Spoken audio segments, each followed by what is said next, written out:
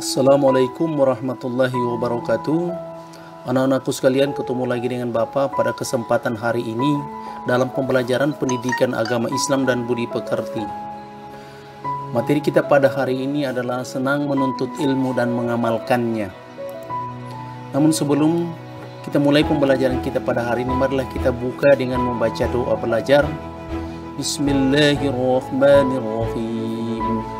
Raditu billahi rabba wa bil islami dina wa bi muhammadin nabiyya wa rasulullah.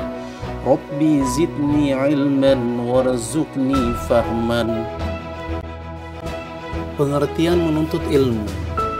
Ilmu menurut bahasa. Menurut Kamus Besar Bahasa Indonesia atau KBBI, kata ilmu diartikan pengetahuan tentang suatu bidang yang disusun secara bersistem menurut metode tertentu yang dapat digunakan untuk menerangkan gejala tertentu di bidang pengetahuan atau kepandaian tentang soal duniawi, akhirat, lahir, batin, dan sebagainya. Kata ilmu itu sendiri berasal dari bahasa Arab yang berasal dari kata alima ya'lamu ilman. Alimah merupakan kata kerja yang artinya mengetahui. Pengertian menuntut ilmu menurut istilah. Ilmu adalah kumpulan dari pengetahuan tentang sesuatu. Menurut Latin science yang berarti tahu atau mengetahui atau memahami. Sedangkan menurut istilah, ilmu adalah pengetahuan yang sistematis atau ilmiah. Hukum mempelajari ilmu terbagi menjadi dua, yaitu fardu ain dan fardu kifayah. Ilmu fardu ain merupakan ilmu yang wajib dipelajari oleh setiap muslim. Biasanya disebut dengan ilmu agama. Ada tiga unsur utama dari agama, yaitu akidah, syariah, dan akhlak. Akidah adalah ilmu pengetahuan dalam memahami perkara-perkara yang berkaitan keyakinan terhadap Allah Subhanahu wa Ta'ala dan sifat-sifat kesempurnaannya. Akidah yang benar adalah akidah yang berdasarkan pada Al-Quran dan As-Sunnah. Umat Islam wajib mempelajari dan mendalami ilmu akidah agar dapat menghindari perkara-perkara yang membawa kepada penyelewengan akidah kepada Allah Subhanahu wa Ta'ala. Seperti yang tersusun dalam rukun iman berikut. Yang pertama, iman kepada Allah. Yang kedua, iman kepada malaikat. Yang ketiga, iman kepada kitab-kitab. Yang keempat, iman kepada rasul-rasul.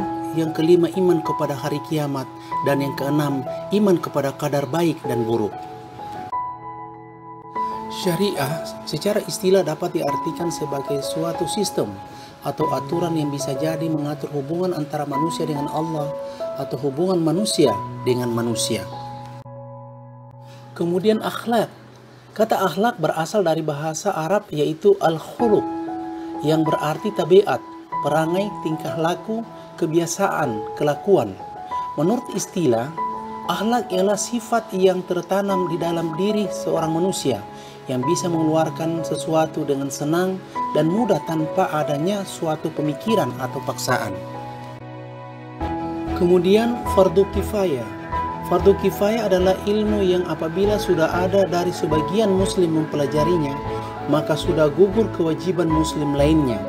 Di antaranya ilmu yang dibutuhkan manusia untuk urusan dunia, yaitu ilmu yang merujuk kepada ilmu-ilmu sains yang diperoleh melalui pengamalan, pengamatan, dan penelitian seperti kedokteran, fisika, kimia, biologi, astronomi, geografi, antropologi, sosiologi, matematika, pertanian, ekonomi, dan lain sebagainya. Keutamaan dan kemuliaan ilmu terbagi 4. Yang pertama, menjadikan manusia memiliki keunggulan dari makhluk lainnya, sebagaimana yang dijelaskan dalam Quran Surah Al-Baqarah ayat 31 dan 32 yang akan kita simak pada slide berikutnya. وَعَلَّمَ آدَمَ الْأَسْمَاءَ كُلَّهَا ثُمَّ عَرَضَهُمْ عَلَى الْمَلَائِكَةِ فَقَالَ أَنبِئُونِي بِأَسْمَاءِ هَؤُلَاءِ إِن كُنتُمْ صَادِقِينَ. قالوا سبحانك لا علم لنا إلا ما علمتنا إنك أنت العليم الحكيم.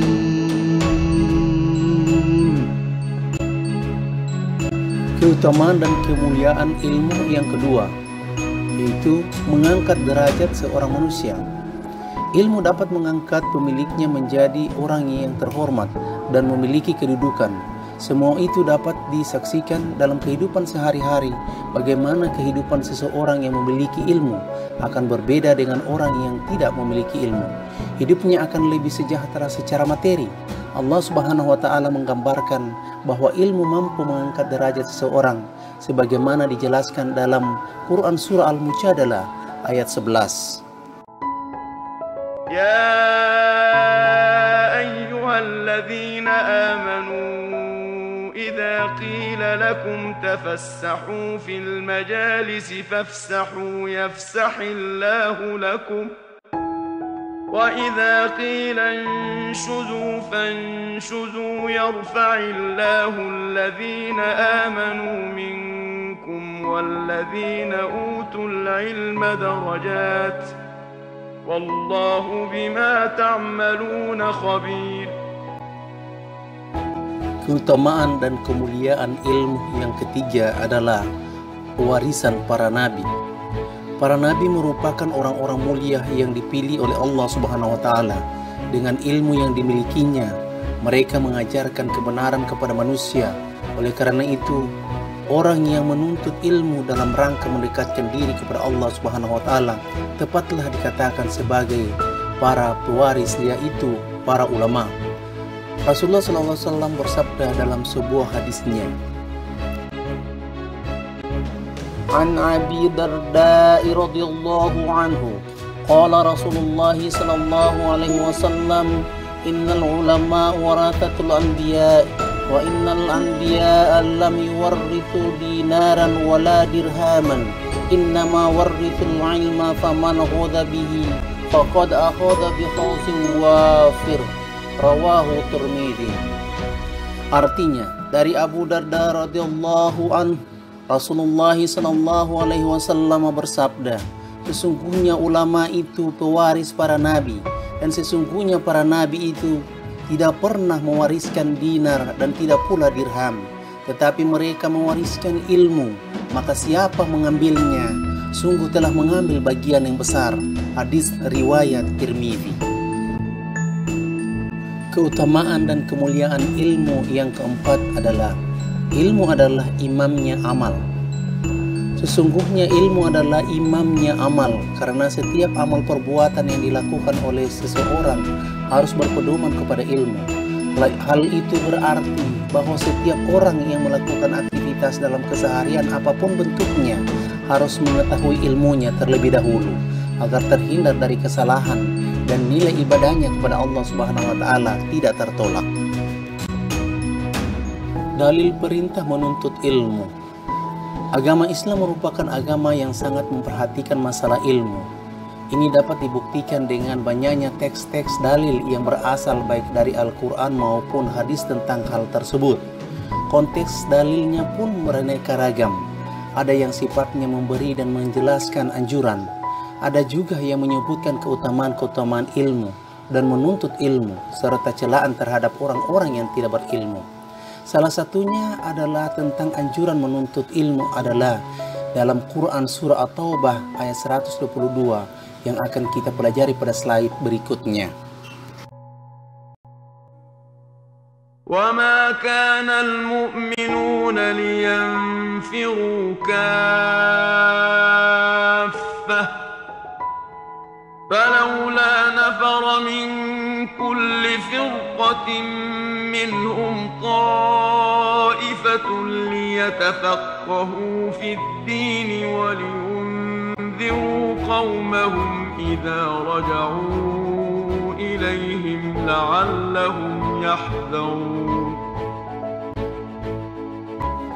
Etika dalam menuntut ilmu.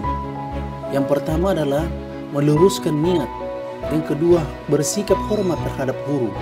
Yang ketiga, awali dan akhiri setiap menuntut ilmu dengan berdoa kepada Allah Subhanahu wa Ta'ala, supaya proses dalam menuntut ilmu dapat berjalan dengan baik dan ilmu yang bermanfaat dan mampu mengantarkan pribadi orang yang sukses di dunia dan selamat di akhirat kelak. Beberapa hal harus diperhatikan ketika menuntut ilmu, antara lain sebagai berikut. Kiat-kiat dalam menuntut ilmu. Proses menuntut ilmu merupakan suatu aktivitas yang dilakukan oleh seseorang dalam rangka memperoleh pengetahuan. Agar memperoleh kemudahan, perlu diperhatikan hal-hal berikut. Yang pertama, penuhi etika dalam menuntut ilmu. Yang kedua, hindari perbuatan maksiat. Yang ketiga, mengamalkan ilmu yang sudah didapat. Yang keempat, memiliki semangat, kesungguhan, dan tidak mudah putus asa. Yang kelima, mau mengajarkan kepada orang lain. Dan yang keenam, pelajari biografi orang-orang yang ternama dalam menuntut ilmu. Hikmah menuntut ilmu. Salah satu ibadah yang mulia adalah menuntut ilmu. Keutamaan bagi orang yang menuntut ilmu banyak disebutkan, baik dalam Al-Quran maupun dalam hadis. Hal ini terbagi dalam 3 bagian. Yang pertama, menjadi orang yang takut hanya kepada Allah Subhanahu wa Ta'ala. Kemudian hikmah menuntut ilmu yang kedua, yaitu memudahkan jalannya menuju surga, mendapatkan ridho malaikat, mendapatkan permohonan atau permintaan ampun dari seluruh makhluk bumi, dan menjadi pewaris para nabi. Kemudian hikmah menuntut ilmu yang ketiga, yaitu pahala ilmu yang diajarkan akan tetap mengalir walaupun pemiliknya telah wafat.